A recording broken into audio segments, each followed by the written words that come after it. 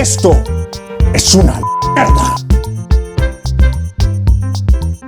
Este es el peor documental con una reconstrucción del Spinosaurus, no solo del Spinosaurus, también de Carcharodontosaurus o de el saurópodo este horrible. Este documental es Los dinosaurios perdidos de Egipto. Consta de 2 episodios, un documental con mucha información. Vemos al principio los paleontólogos que se presentan en sus lugares de trabajo en Estados Unidos.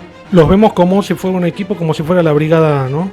Vemos Kenneth Lacobara, vemos uno que se llama Smith, vemos que son todos recientes doctorados, recientemente egresados y que están planeando un viaje para Egipto. En Egipto los vemos que caminan de un lado para el otro. Vamos para allá hay un fósil, ahí a lo lejos. Camino, voy, después, allá, de vuelta, camino, para allá, camino, bueno. Y después, tiki, pincelito a los fósiles, pincelito. Y sí, fueron a Egipto. Primero le tuvieron que pedir ayuda a alguien que conozca la zona, que haya ido antes, para tener algún grupo de guías para poder ir. También fueron con Kenneth Lacobara, que es un geólogo experto en sedimentología, para caracterizar el ambiente del lugar donde van a buscar materiales nuevos. Después también va a ir un técnico, que lo llaman Chewie, por Chewbacca, del personaje de las galaxias, porque es muy peludo, no por la altura en sí, no porque haga tampoco como Chewbacca. Y otra gente también, sitios de fósiles de Bajarilla, fue Ernst Stromer, y en 1911 emprendió un viaje a Bajarilla en Egipto, seguro también con guías, obviamente, si no hubiera sobrevivido el viaje, un viaje de días a camello, inhóspito, o sea, no pudo ir en jeeps, como fueron los paleontólogos ahora. Este documental del 2002, del cual salieron publicados varias cosas, ya lo vas a ver. Este paleontólogo Lacobara es el que vino acá a la Patagonia Argentina y descubrió al Dreonatus, que salió en Jurassic World. Bueno, y vemos todo lo que le pasó, ¿no? Lo que experimentó Ernst Stromer yendo a el Valle de Bajarilla en Egipto. Experimentó, bueno, las condiciones desoladoras de calor de 40 y pico, 50 grados, y luego a la noche un descenso de temperatura también extremo, de 20, 30 grados bajo cero. Y después, bueno, también evidentemente semanas de trabajo en el campo, ¿no? Porque no pueden ir 1 o 2 semanas, no podía ir, porque si no, no iba a encontrar nada tampoco. Los paleontólogos estos también fueron unas 6 semanas al campo para ver qué podían extraer, porque también cuando vayan tienen que tratar de extraer todo lo que encuentren, y hasta que encuentran algo puede pasar mucho tiempo, que es lo que pasa también. Van de acá para allá, y aunque al principio encontraron unos huesos aislados, apenas entraron al valle, y después se pusieron a plantar banderas como si estuvieran en la luna en distintos lugares donde habían acumulaciones de huesos, pero vemos que todos los huesos parecían como si fueran concreciones, pero están todos en superficie y muy fragmentarios. Pero evidentemente son los que están en superficie, puede haber mucho más y más completo, más por debajo, puede ser que lo que esté fragmentario también hayan más restos más completos que puedan pegarse a esos fragmentos. Incluso también encontraron algunas partes del sitio de Bajarilla donde podrían estar las acumulaciones, montículos de sedimentos donde extrajo Ernst Stromer los materiales originales cuando fue ahí a extraerlos.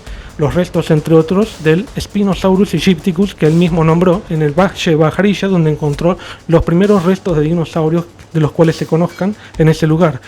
Vos te preguntarás, bueno, ¿cómo fue que no encontraron restos antes de dinosaurios? ¿Por qué los encontraron todos entre el siglo XIX y el siglo XX y ahora el siglo XXI? Bueno, esto es obvio, ¿no? ¿Quién va a ir al medio de la nada para buscar fósiles si no es un especialista que los esté buscando? Que si están en una guerra, distintas facciones de la antigüedad, ¿no? Hace cientos o miles de años hubo guerra, sabemos, en el medio del desierto, pero justamente fueron con la guerra, con sus equipos, con su gente, y fueron todos a enfrentarse, no fueron a buscar fósiles, entonces no les interesaban los fósiles, les interesaba la guerra, pelear. Bueno, entonces por eso, ¿a quién le va a interesar recoger algo, una roca que podría ser algo valioso, si lo que fueron a hacer era tratar de despachar a gente para poder ganar una guerra? No les servía para nada, les importaba era tratar de sobrevivir esas condiciones en el medio del desierto. Esto lo explica fácilmente. Si no es un especialista, no va a ir otra persona a esta zona, excepto también, por ejemplo, que sea otro tipo de cazador de fósiles que después lo va a vender en el mercado negro de fósiles, que también lo existe, también lo han hecho, y lo vimos en el documental sobre el Spinosaurus en particular. Esta para mí es la peor reconstrucción jamás hecha del Spinosaurus, principalmente. Bueno, sí, esto es anterior al estudio que se hizo del equipo de Paul Sereno con Ibrahim y colaboradores también, que encontraron restos muy completos tanto de la cola como vértebras torácicas, parte de las extremidades posteriores casi completas, e incluso encontraron también, en ese lugar se habían encontrado también restos craneales, prácticamente la mayor parte del esqueleto que ellos pensaron que era de un solo individuo. Entonces también pudieron reconstruir bastante completa la vela de la espalda, que se dieron cuenta que no era recurvada como la vemos acá, sino que era o cuadrangular o bilobulada, según la reconstruye o Ibrahim o el grupo de Sereno, depende de a quién le pregunte. Por lo tanto, esta reconstrucción animada que vemos acá, que es desastrosa, incluso es peor que la que vimos en Jurassic Park 3, que estrenó el mismo año, 2001-2002, pero estos paleontólogos fueron allí en el 99.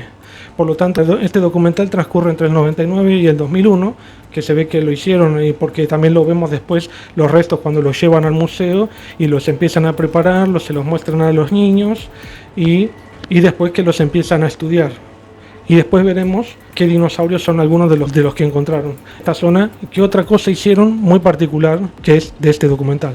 Después también vemos, un poco de la historia de Ernst Stromer acá, que cuando tuvo que estar ahí en el medio del desierto, en la oscuridad y en las fogatas y tratar de describir, caracterizar todo, mientras también nos tenía que proteger a los restos que iba encontrando y que los tenía que llevar también hacia su oficina, ¿no? Todo en sedimento también, y llevarlo y también prepararlo todo él, seguramente con algunos colaboradores, obviamente, porque prepararlo todo él era imposible, pero que todo esto, lamentablemente, una colección enorme que encontró en Stromer, también del Carcharodontosaurus, incluso que él nombró, Carcharodontosaurus aricus, de la zona de Sahara, lo llevó a un museo en Alemania, pero en 1944, durante un bombardeo aliado, se destruyó completamente el museo. Sin embargo, persisten fotos tanto del museo destruido como de los restos originales, el holotipo del Spinosaurus, que hasta esta época, el 2002, no había holotipo. El holotipo era que está destruido. Ahora el neotipo fue el que encontró Ibrahim y colaboradores del 2011, que empezaron a publicar los trabajos en 2014, 2022. Ese es el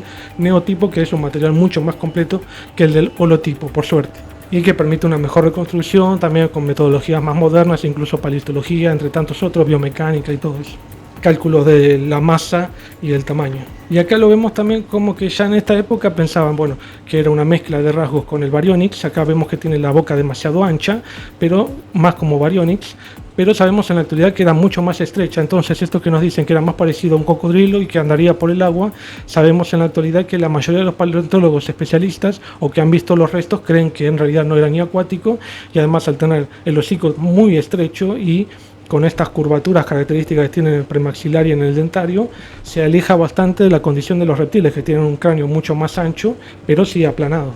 Además, también era muchísimo más largo el cráneo, y además también sabemos que el torso era mucho más alargado que en los demás terópodos, lo cual lo aleja también de los demás terópodos, de los celurosaurios y otros, que es por eso también justifica que sea un grupo más primitivo. Además de esto, también Stromer sufrió, además de la destrucción de este museo, sufrió posteriormente, durante la guerra también, la pérdida de 2 de sus hijos. Uno tercero fue llamado para que se vaya de esa zona de guerra y para que pueda sobrevivir, ¿no? Y también vemos a la bisnieta de Ernst Stromer dando un testimonio, obviamente en alemán, porque él era un aristócrata muy conocido de esta zona de Alemania, que se oponía a las políticas del gobierno de Adolfito.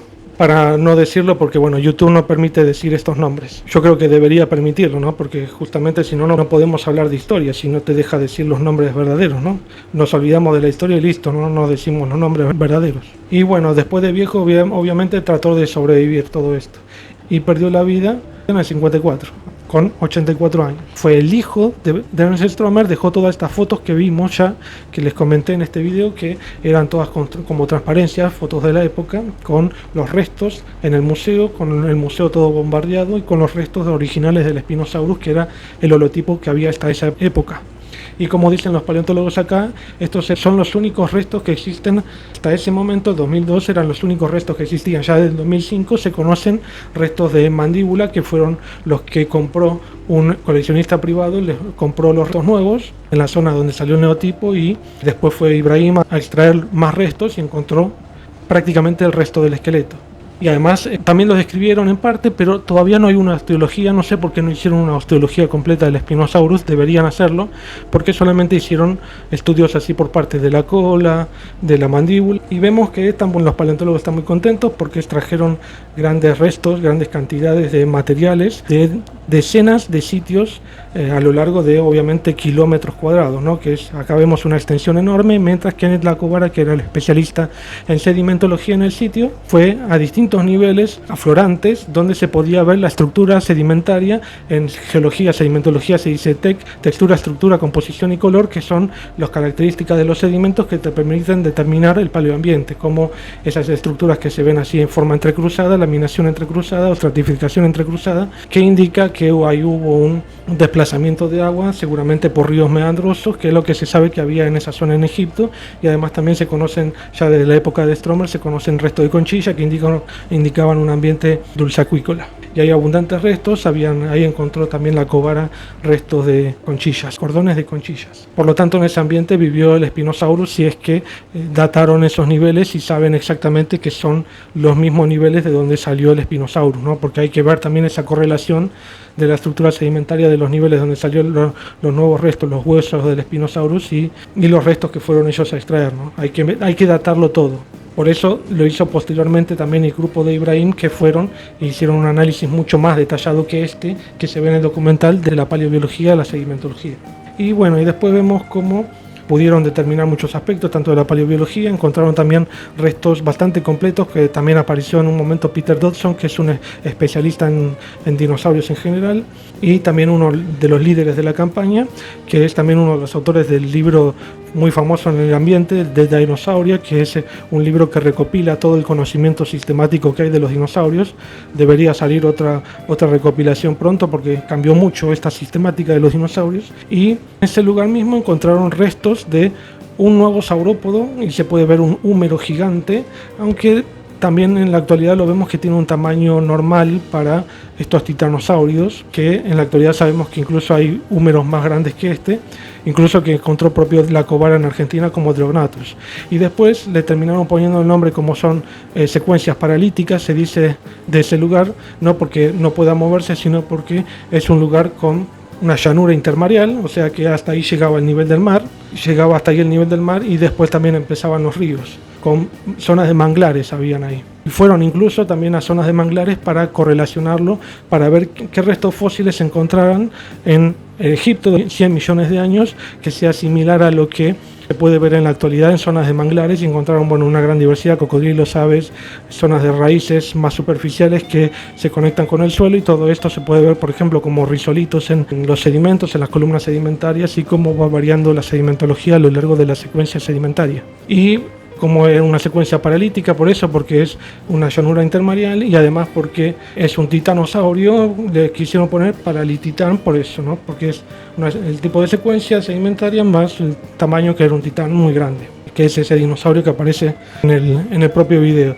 Y también aparecieron restos de otros dinosaurios, que acá te voy a mostrar algunos papers de la época, también son muy cercanos al documental, e incluso salió un libro que se llama como el documental, Los dinosaurios perdidos de Egipto, que también señala y muestra toda la vida, un poco lo que se pudo reconstruir de la vida de Stromer en el lugar, cómo trabajó las secuencias de Egipto en el Valle de Bajarilla, y los restos holotípicos del Spinosaurus hasta ese momento, así como los restos que ellos mismos pudieron fotografiar ahí con las secuencias sedimentarias, y los nuevos restos que encontraron y que pudieron caracterizar y publicar ellos mismos, y que de esa forma también armaron su propia carrera, ¿no? Estos investigadores. Y que también vimos, por ejemplo, otro documental en África con Paul Sereno, que también encontró otros restos de, por ejemplo, Carcharodontosaurio, muy posteriormente al Spinosaurus con Ibrahim y su equipo, también del Museo Field de Chicago. Pero el objetivo de la campaña en general era encontrar restos del Spinosaurus. Lo único que encontraron del Spinosaurus fue un diente de forma cónica, que según ellos es de Spinosaurus, pero por el mal estado de preservación podrías pensar también que puede ser de un cocodrílido, un cocodriliforme cretácico también, porque tienen una morfología bastante similar. Esto no sé si fue descrito y si fue caracterizado como Spinosaurus, pero sí que se conocen dientes aislados del Spinosaurus de esa época, y posteriormente también del lugar aparecieron muchos restos de dientes del Spinosaurus que eran muy parecidos a cocodriliformes. Así que sí, el documental está muy bueno. en cuanto a la información en general, mostrando la vida de Stromer, cómo se trabajaba en la zona, cómo tuvieron que trabajar los paleontólogos. Muy tedioso, ¿no? Van de acá para allá, de allá para acá, a veces encontraban cosas, a veces no encontraban porque fueron al lugar varias veces. Como pudieron extraer, lo único que nos mostraron que supieron que fue el Paralititan, pero encontraron otras cosas, como les digo, encontraron otros restos de otros dinosaurios y otra fauna, y encontraron toda esta formación sedimentaria y de estructuras sedimentarias y de texturas sedimentarias para poder reconstruir el paleoambiente.